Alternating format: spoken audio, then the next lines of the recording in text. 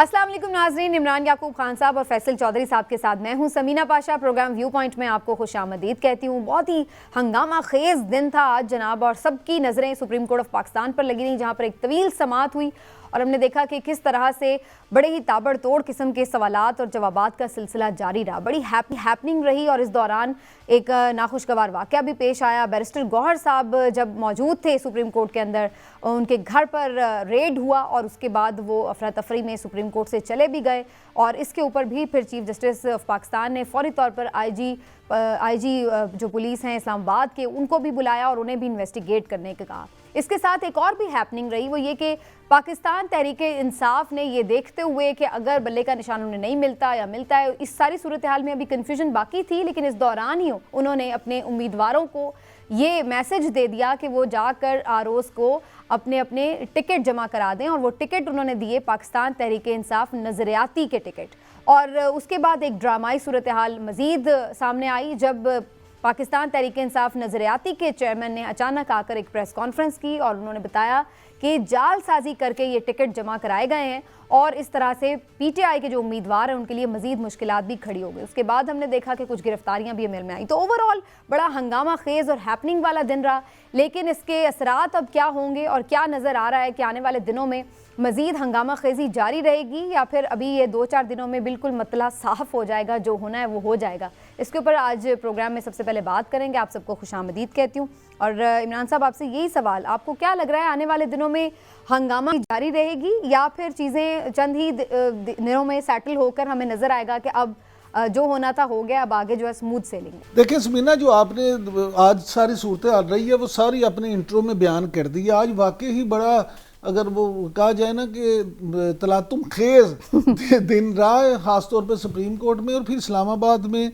जिस तरह से आज बैरिस्टर गौहर के घर छापा हुआ और फिर आईजी इस्लामाबाद अकबर नासिर से जब चीफ जस्टिस ने पूछा कि ये क्या हुआ, तो उन्होंने कहा इतनी जल्दी मुझे तो तफसील का नहीं पता, लेकिन आईजी को फिर उन्होंने भिजवाया। तो सच्ची बात ये है कि बहुत सारे लोगों के ख्याल में ये बैरिस्टर गौहर के घर जो छापा है ये भी एक तरह का मैसेज था। दूसरी बात यह है कि जो मामलात आज रहे सारा दिन, और फिर पाकिस्तान तहरीक इंसाफ नज़रियाती के जो टिकट थे, अब ये आज वाला मामला जो था मेरे नज़दीक छोटा है।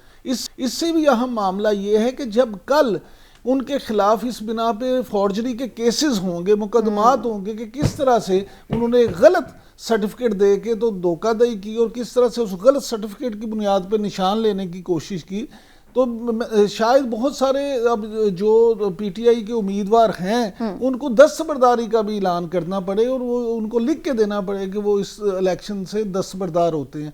तो मैं समझता हूँ कि अभी 2-4 दिन जो हैं उसमें मज़ीद जो है चीज़ें आपको बड़ी इंटरेस्टिंग देखने को मिलेगी, और अभी फौरी तौर पे मुझे नहीं लगता कि चीज़ें जो हैं वो थमने को आए। ठीक है, लेकिन चौधरी साहब, आपकी क्या राय है?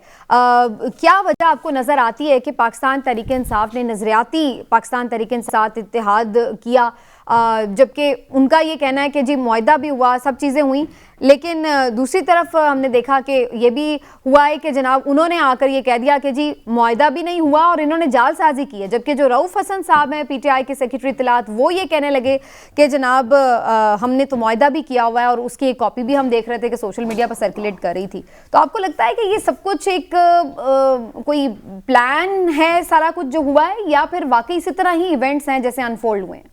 मेरा ख्याल में पाकिस्तान तहरीक इंसाफ का जो डायलेमा इस वक्त ये है कि उनका जो ऑपरेटर्स था, जो एक कैडर था पॉलिटिकल, वो डिस्पर्स हो गया है, और पार्टी जो है उन लोगों के हत्थे चढ़ गई है जो कि अपनी वकला की सियासत जो है, बाहर की सियासत पार्टी की गाय जो है वो ज़िबा करके करना चाहते हैं अपने 1.5 पाव गोश्त की खातिर। इसी तरह से नॉन पॉलिटिकल एंटिटीज़ हैं, इन लोगों को जो कोर कमेटी है वो भी पता नहीं है। देखिए, इस किस्म के मामलात करते हुए जिस तरह से वो आके उन्होंने बिल्कुल यकसर इनकार कर दिया, इस चीज़ को एंटिसिपेट तो करना चाहिए था कि ये किस तरह से काम होगा। ये इतनी लफ्ज़ी जो है प्लानिंग जो है वो की गई कि वो इतनी ऑब्वियस हो गई कि इस तरह से वो मामला। देखिए, आपको जब इतने मुश्किल हालात में आपको पता है कि आप क्या करने जा रहे हैं, पार्टी के साथ क्या हो रहा है, पार्टी तो के मुखालिफ को नजरियाती अंडर एस्टिमेट नहीं करना चाहिए। मुखालिफ को अंडरएस्टिमेट नहीं है। दूसरी बात यह है कि आपने नजरियाती कारकुनों को छोड़ के कितने लोगों को एडजस्ट कर दिया, कितनी शिकायतें हैं वहाँ पे।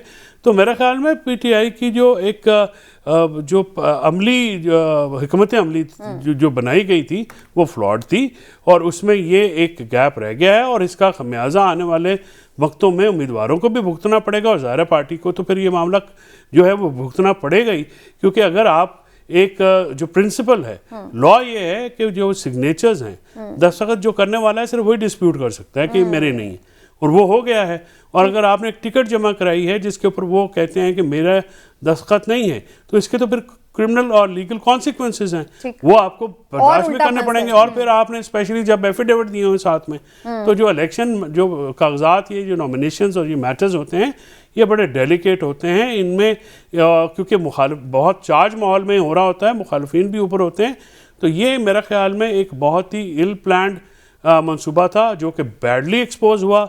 और पीटीआई के जो मंसूबा साज थे वो उन्होंने इसको बनाते वक्त शायद वो किसी ख्वाबों की दुनिया में ज़्यादा रहे, और हकीकत अमली हकीकत को उन्होंने नज़रअंदाज किया। ठीक है, लेकिन इमरान साहब, आपको भी लगता है कि ये अगर शेख रशीद साहब के साथ वैसे थोड़ा उनका भी एक गिला शिकवा आया है, उनके साथ एडजस्टमेंट नहीं की, और फिर उसके बाद अगर उनके साथ भी इत्तेहाद कर लेते तो शायद वो इससे बेहतर इत्तेहाद साबित होता? समीना देखिए, खाली शेख रशीद साहब ही नहीं है, बहुत से लोग हैं जो नजरियाती तौर पे पीटीआई के साथ थे, और उन्होंने मुश्किल भी झेली इस वजह से। भी झेली, लेकिन वो उनके साथ उस तरह से वो नहीं किया गया। वो उसमें शेख रशीद साहब हैं। फिर उसके बाद अगर आप ये देखें, झेलम से हम फवाद चौधरी साहब की बात करें तो फवाद चौधरी साहब भी देखें उस तरह से तो वो इस्तेकाम पाकिस्तान पार्टी में नहीं गए। चौधरी साहब के साथ क्या मामला करते? क्योंकि मेरा नहीं ख्याल उन्होंने टिकट के लिए अप्लाई भी किया होगा, तो फिर क्या ना खड़ा करते उनके मुखालिफ कोई उम्मीदवार? हाँ जी, उनके साथ भी अगर वो वहाँ पे खाली छोड़ देते हल्का तो उनके लिए बेहतर ही था। अभी भी जो चौधरी साहब को जेल में हैं तो इसीलिए है ना कि वो पीटीआई के साथ जो उनका, और बानी चेयरमैन जो हैं इमरान खान साहब, उनके साथ ताल्लुक और उसकी बिना पे हैं। तो ये सारे मामला जो हैं, ये वहाँ पे उन्हें किताबें भी दे रहे हैं पढ़ने के लिए। तो ये सारी चीजें जो हैं ये सबके सामने है। मैं ज़ाती तौर पे ये समझता हूँ कि पीटीआई की जो तंजीमी तौर पे, जिसका हम हमेशा जिक्र करते थे कि जो तंजीमी तौर पे उसको जो नुकसान हुआ है, लोगों को ये पता नहीं था, इसलिए ये मजीद भी इन्हें इसका नुकसान, इसलिए प्रॉब्लम भी मजीद भी नजर आ रही है। चलिए जी, एक ब्रेक लेते हैं यहाँ पर, और ब्रेक से वापस आकर उनको आगे बढ़ाएंगे। नाज़रीन हमारे साथ रहिएगा।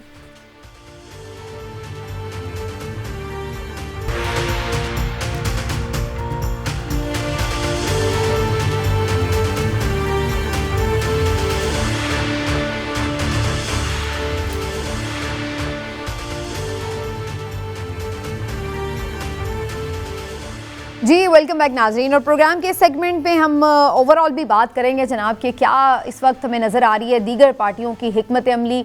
बड़ी दिलचस्प चीज़ें देखने में आ रही हैं, जहां हम देख रहे हैं कि खुद पीएमएलएन के कुछ उम्मीदवार उनसे नाराज़ होकर आज़ाद हैसियत में लड़ रहे हैं। तो वहीं हमने ये भी देखा कि बिलावल भुट्टो जरदारी साहब पंजाब में आगे कामयाबी के साथ बढ़ रहे हैं और अवामी तहरीक की हिमायत लेने में भी कामयाब हो गए हैं। कितना फ़र्क पड़ेगा पंजाब की पॉलिटिक्स में इन पार्टीज़ की जो ये एक सेटिंग बन रही है उसके हिसाब से? और आईपीपी ने क्या खोया क्या पाया? काफ लीग का इत्तेहाद भी पीएमएलएन के साथ कुछ खटाई में पड़ गया है, हुआ भी है लेकिन नहीं भी हुआ। तो ये सब कहानी, इसके ऊपर भी बात करते हैं इस सेगमेंट में ख़ास तौर पर। तो चौधरी साहब, जैसे हम बात कर रहे हैं कि पहले तो पीएमएलएन जब मियाँ साहब आए हैं, मुख्तलिफ सियासी पार्टियों से मुलाकात हुई, सब कुछ, और फिर सब ऐसे लग रहा था कि मिलकर कोई इंतखाबी इत्तेहाद बनने जा रहा है, लेकिन उसके बाद फिर हर मामला खटाई में पड़ गया। अब काफ लीग ने भी सिर्फ 2-1 सीटों पर ही उनके साथ एडजस्टमेंट हुई है, वो भी कोई इतने खुश नहीं दिखाई दे रहे। तो ये इसकी वजह क्या है? आपको लग रहा है कि पीएमएलएन ने कोई यानी सेटलमेंट करते हुए उन पे कोई प्रेशर था, या फिर उन्हें अब अंदाज़ा हो रहा है कि हमें ज़रूरत नहीं रही किसी की? नहीं, ये पहली बात तो ये है कि पीएमएलएन की बस जो है इस वक्त भरी हुई है, ये फैक्ट है। उसमें उम्मीदवार जो हैं वो ज़रूरत से ज़्यादा हैं और वो उनके पास सीटों में गुंजाइश कम है। जब वो आए थे तो ये जो थोड़ी सीटों वाली, जिनको टांगा पार्टी कहते हैं उर्फ आम में, कि उनकी वो थोड़ी सीटों वाली जो है एडजस्टमेंट्स, क्योंकि पीडीएम की एक जॉइंट हुकूमत थी, मखलूत हुकूमत थी, तो उसमें वो ऐसा नज़र आता था। तो अब मियाँ साहब जो हैं वो तजर्बाकार खिलाड़ी हैं। 1985 ऑनवर्ड्स उन्होंने एक पाकिस्तान की सियासत को, अगर कोई जानता है तो मीर नवाज शरीफ जानता है, वो क्योंकि ख़ुद भी वज़ीर आज़म भी रहे हैं, वज़ीर आला भी रहे हैं, उन्होंने बड़े अप्स एंड डाउन्स देखे हैं। ऐसी पावरफुल क़ुव्वत के साथ उन्होंने 2 दफ़ा जो है महाजराई करने के बाद वो वापस भी आए। ये फैक्ट्स तो मियाँ साहब की सियासी करियर में हैं। तो ये जो काफ लीग है या दूसरे आईपीपी हैं, ये पहले दिन से अगर आपको याद हो तो हम तो हमेशा ये कहते थे कि आईपीपी ने 40 सीटें मांगी हैं तो 3-4 सीटें उनको मिलनी हैं, और वही मिली हैं। एक ओन चौधरी साहब को मिली है, अलीम खान साहब को मिली है, और जहांगीर खान तरीन को मिली है। बाकी 2-4 जगहों पे पीएमएलएन के पास जहाँ पे तगड़े उम्मीदवार नहीं थे, तो उन्होंने इसको ये समझा कि मुनासिब समझा। और सियासत में समीना जो एडजस्टमेंट्स होती हैं ना, ये ज़रूरत के तहत होती हैं। अगर आपके इंटरेस्ट जो हैं किसी की मदद के बगैर पूरे हो रहे हैं तो सियासत में कोई शेयर नहीं करता, हिस्सेदारी नहीं होती, और जहाँ पे ज़रूरत होती है फिर वहाँ पे एडजस्टमेंट की जाती है। तो इस वक्त नून लीग को किसी दूसरी पार्टी की ज़रूरत नहीं है, और वो ऑलरेडी उनके पास जो स्पिल ओवर हो रहा है, देखिए उनके अपने जो उम्मीदवार हैं तलाल चौधरी हैं, और उनके हर हल्के में भी बड़े सीरियस इशू हुए हैं उनके, तकरीबन जो 20 से 30 सीटें।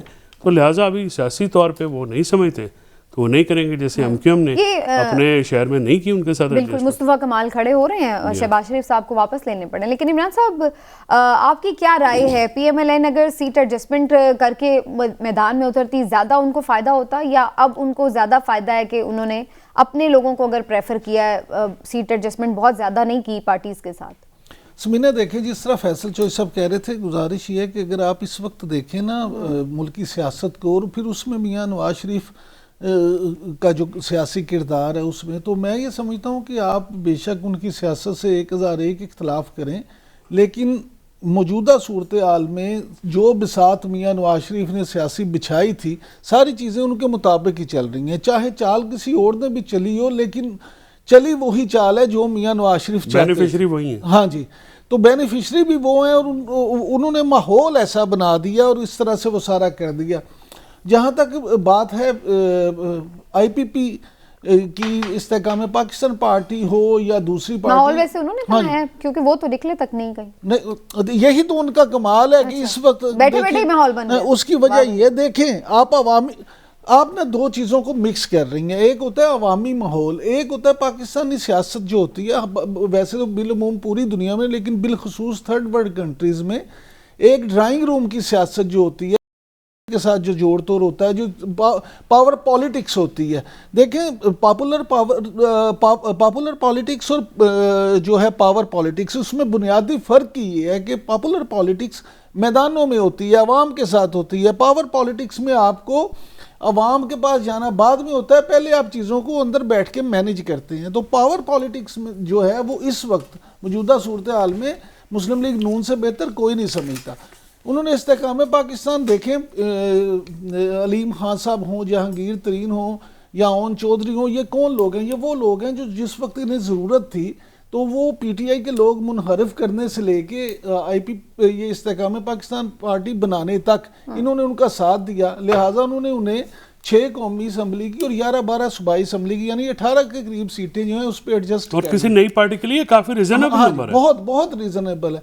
इसी तरह से अब ये देखें कि काफ लीग, अब देखें वहाँ गुजरात में एक मामला है कि आबिद रजा जो हैं उनका ग्रुप बड़ा पावरफुल है, और वो जब ये पूरे काफ लीग जब पूरे अपने अरूज पे भी थी, तो उस वक्त भी चौधरी बरादरान को बड़ा टफ टाइम उन्होंने दिया था।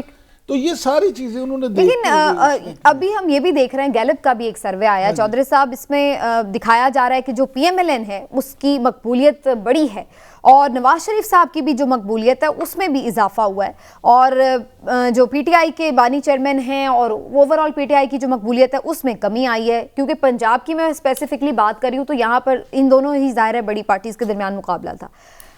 लेकिन आपको इस पे कोई सरप्राइज है कि मियाँ साहब वापस आए हैं, तो आखिर उन्होंने आकर ऐसा क्या कर दिया है जो उनकी बैठे बिठाए मकबूलियत में इजाफा हो गया?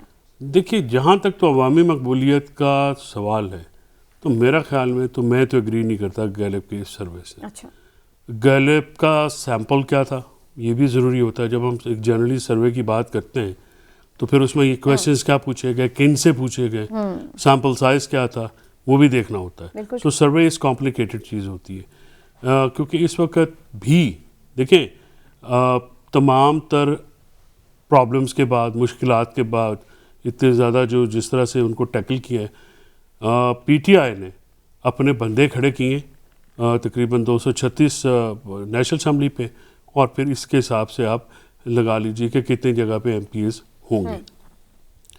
तो उनके बंदे तमाम तर मुश्किलों के बाद भी खड़े तो हुए, और कुछ ड्रॉप आउट्स हैं नून लीग के, वो भी जो हैं वो उधर गए हैं जिन्होंने वहाँ पे किया। तो लेकिन वो एक काबिल एतराज़ बात बिल्कुल है कि तहरीक इंसाफ जिस नज़रिए की बुनियाद पे खड़ी थी, या जिस एक प्रिंसिपल हाई मॉरल ग्राउंड और एक हाई प्रिंसिपल्स के ऊपर वो जा रहे थे, उसके मुताबिक तो काम नहीं हुआ।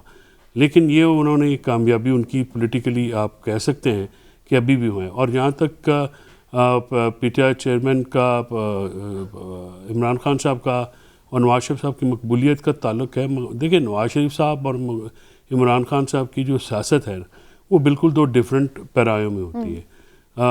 मियाँ नवाज शरीफ साहब जो हैं वो अकबर बादशाही के बाद के मास्टर हैं कि कैसे मैनेज करना है, जो अभी बात इमरान साहब जो बिल्कुल करे। और इमरान खान साहब जो हैं वो उन्होंने पॉपुलर एक लाइन ली, उस पॉपुलर लाइन में कुछ हदूद क्रॉस भी हुई हैं पार्टी से, जिसकी फिर खमियाजा भी भुगता जा रहा है इस वक्त। तो वो जो चीज़ें हैं, ये दोनों का स्टाइल ऑफ पॉलिटिक्स, वही डिमीनर भी डिफरेंट है।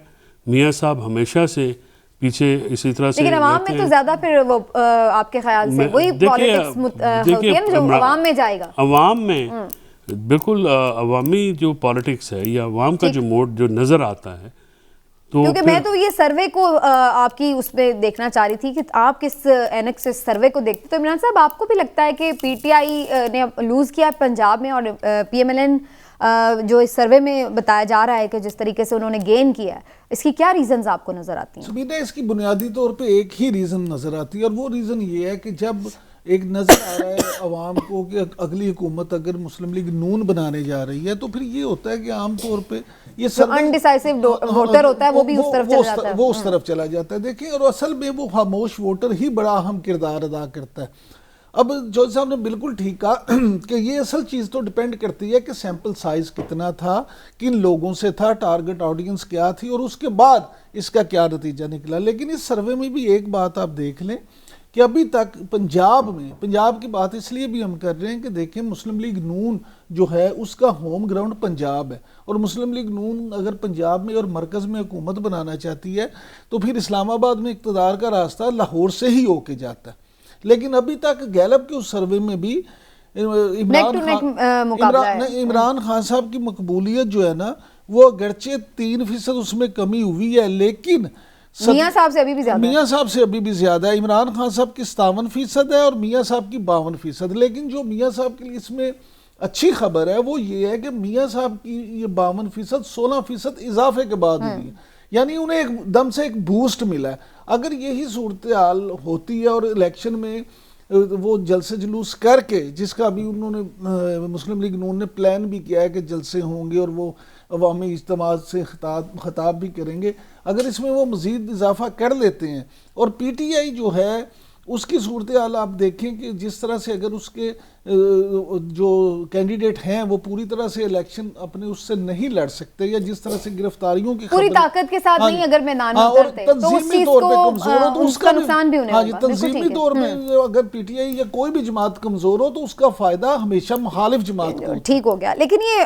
पीपल्स पार्टी की बड़ी इंटरेस्टिंग पॉलिटिक्स है, जिसको कहते हैं ना, वो अपने आराम से स्मूथ सेलिंग कर रहे हैं, मज़ेदार किस्म की। और अभी पंजाब में भी बिलावल भुट्टो जरदारी साहब के साथ मुलाकातें भी हुई हैं, अवामी तहरीक ने भी उनको सपोर्ट किया है। अगरचे अवामी तहरीक का कोई बहुत ज़्यादा यहाँ पर एक ऐसी चीज़ नहीं है कि जिससे वो कोई पीएमएलएन को डेंट डाल देंगे पीपल्स पार्टी वाले उनके साथ मिलकर, लेकिन बहरहाल एक सपोर्ट तो है। तो आपको क्या चौधरी साहब नज़र आ रहा है पीपल्स पार्टी की क्या पॉलिटिक्स है इस वक्त? और ये यहाँ आकर उन्होंने मॉडल टाउन के शहदा की भी बात कर दी है बिलावल साहब ने, इससे पहले तो कोई इस तरह ख़ास उन्होंने जिक्र नहीं कभी किया। देखिए वो उसकी तो बिल्कुल सिंपल पॉलिटिक्स है ना जी, वो ज़रदारी साहब पावर पॉलिटिक्स करते हैं और उनको ये पता है कि जिग्सा पजल में ख़ुद को कहाँ पे फिट करना है। और इसी तरह से देखिए उनका बलूचिस्तान में क्या पॉलिटिक जो एक वार उन्होंने किया और वहाँ पे जाके बाप पार्टी के बहुत सारे लोगों को शामिल किया और वो वहाँ पे भी कामयाबी के साथ जो है एक चंक जो है वहाँ पे लेने में कामयाब हो गए। वो बेसिकली पंजाब का उनको पता है कि पंजाब के बगैर तो फेडरल में हुकूमत बनती नहीं है। यहाँ से बिलावल साहब को लाहौर से लड़ाना जो है वो भी एक उनका सोचा समझा मंसूबा है और वो पंजाब में बिलावल को इन करना चाहते हैं। बेसिकली पीपल्स पार्टी की जो सियासत इस वक्त नज़र आ रही है वो सारी बिलावल साहब के ऊपर फोकस है कि बिलावल साहब को अगले 5 साल के बाद वो जहाँ पे रखना चाहते हैं उसके लिए वो करना, उसके लिए वो ये प्लेसेस या स्पेसेस क्रिएट की जा रही हैं। और लेकिन अभी तक देखिए फ्रैंकली पीपल्स पार्टी को पंजाब में तो कोई कामयाबी इस तरह से वाज़े तौर पे मासवाई साउथ की अगर 2-4 सीटें हों या गिलानी साहब की अपनी सीटें जो हैं, परवेज़ हसन साहब की सीट है, वो आप कह सकते हैं कि सेफ़ सीट्स हैं।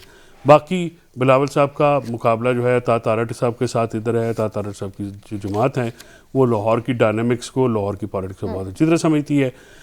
लेकिन बिलावल साहब की टीम जो है वो भी असलम गिल साहब हैं और जो दूसरे उनके MPs हैं वो भी लोकल एक मामला। लेकिन ये वैसे स्टेप अच्छा है कि उन्होंने खुद को सिंध तक महदूद नहीं किया, डेयरिंग डिसीजन है। देखिए अगर प्राइम मिनिस्टर की आप उम्मीदवार हैं तो फिर पूरे पाकिस्तान में जाना होगा। इस वक्त इस इलेक्शन में शायद उनको उस तरह का वो KP में भी जलसे किए हैं। लेकिन ये है कि अगर आगे वो अपने आप को एक नेशनल लेवल पे लेके जाना चाहते हैं तो ये अच्छी चीज है कि वो अपने होम ग्राउंड से बाहर निकल कर आके इधर भी इलेक्शन लड़ रहे हैं, उधर भी लड़ रहे हैं और पॉलिटिक्स भी कर रहे हैं। लाहौर भी कभी पीपल्स पार्टी की होम ग्राउंड रहा है। अब देखें कि मामला जो है ना, नहीं अनलाइक यानी PMLN उन्होंने तो इस चीज का वो डेयर किया। देखिए उसमें ये मामला है कि देखिए बिलावल भुट्टो जरदारी जो है, जिस तरह चौधरी साहब ने भी कहा कि जरदारी साहब भी पावर पॉलिटिक्स के खिलाड़ी हैं, उन्हें भी डायनामिक्स का पता है। अब बिलावल भुट्टो के लिए लाहौर में जिस हल्के का इंतखाब किया गया, ये आपको पता है कि पहले बिलावल भुट्टो को कुछ जो पीपल्स पार्टी के रहनुमा हैं मुकामी, वो चाहते थे 128 NA 128 से ये इलेक्शन लड़े।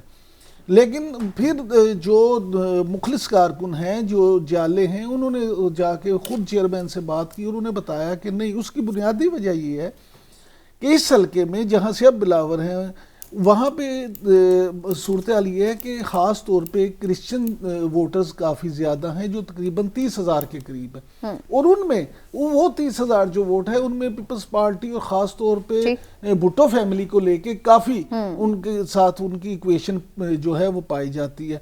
अब एक तो ये, दूसरा उनके नीचे जो असलम गिल साहब हैं, असलम गिल साहब आपको पता खुद एक कारकुन हैं और उनकी बड़ी अपनी पेनिट्रेशन है वो इस हल्के से हमेशा। और फिर सबसे बढ़ के ये कि एक MPA के उम्मीदवार उनके नीचे फैसल मीर साहब है। फैसल मीर एक ऐसी शख्सियत हैं लाहौर की पीपल्स पार्टी की सियासत में जो 12 महीने एक्टिव रहती है। वो वाहिद आपको नजर आएंगे कि जब पीपल्स पार्टी का कहीं भी आपको कोई बैनर या स्टीमर नजर नहीं आएगा तो फैसल मीर के इस एरिया में आपको उनके झंडे, स्टीमर और ये चीज़ें नजर आएंगी। तो वो अपने वोटर से वो भी काफ़ी जुड़े हुए हैं।